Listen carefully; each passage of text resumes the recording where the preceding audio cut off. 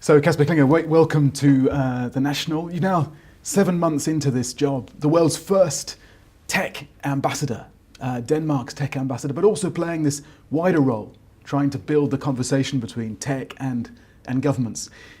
Can you tell us, what's your day like? What exactly does a tech ambassador do? Well, a lot of different things, but it's basically about responding to what we think are important international trends. The first trend being that some of the big tech companies are now becoming so powerful, very big organizations. I think one of my favorite examples is that the annual turnaround of Apple is more or less the same size as Denmark's GDP. And we think that power, that size actually is something that can be transferred also to political influence, and therefore we think that they are playing a role which is similar to what states have traditionally played, and that's why we think we need a diplomatic representation or a tech ambassador to deal with them. And the other one, of course, being that technology will perhaps be the key defining parameter in the next decade. It will define who will be the winners and losers. It will define the balance of power, who are going to be superpowers and who will actually benefit from all the opportunities and things that technology will bring with it. You mentioned that comparison between Apple and Denmark's turnover now.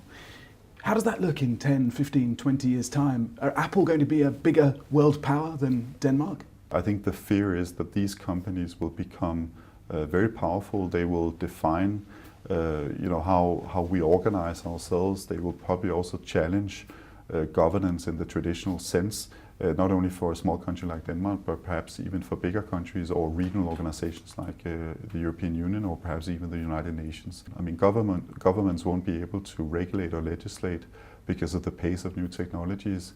But as we've seen with a number of cases over the last 6, 7, 8 months, Facebook, Cambridge Analytica being the obvious one, we don't think the private sector can self-regulate either. We need really to work together and focus on all the opportunities, but also to make sure that we mitigate some of the challenges that we've seen.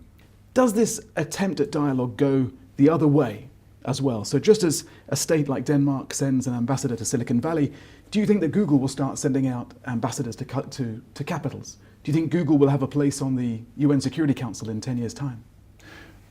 I don't see in the crystal ball that Google will have a presence at the UN Security Council, but perhaps they don't need to if we are able to build this coalition that we're trying to, where we are going to focus on a number of timely issues, how we create a digital dividend and surely how we avoid creating a digital divide where countries or regions or individuals basically trail behind and won't be able to benefit from all the opportunities that technology will bring about. Many of the rules that were created to govern the world economy, global politics, were forged really in that period after the Second World War. Those incredible 4 or 5 years of global diplomacy with the creation of the UN, the Universal Declaration of Human Rights. Can these rules keep up in an internet age, or will we need to start again as we try to work out how we balance liberty and security online? I think that's the million-dollar question and something that we're spending quite a lot of time thinking about. I think there is a real, we're sort of reaching a crossroad where the big question is whether we will be able to govern in the way we've been doing at least in the last 50 or 60 years. I think if we don't react, we are going to be suffering quite a lot on our ability to organize ourselves in the way we are. But I think there are other dimensions to this question, of course. You know, how can a Geneva Convention apply to a digital age where cyber attacks are becoming perhaps as damaging as conventional warfare?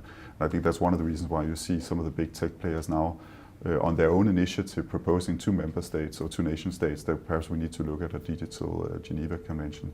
I'm not sure how that discussion is going to end up, but I think the fact that we are beginning to discuss it is going to be helpful in trying to apply international rules and norms to a new fourth industrial revolution, whatever you want to call it, that will bring with it, as I said before, enormous opportunities, but also a number of challenges that, if we don't respond to it, will jeopardize or at least bring a lot of challenges with us to nation states.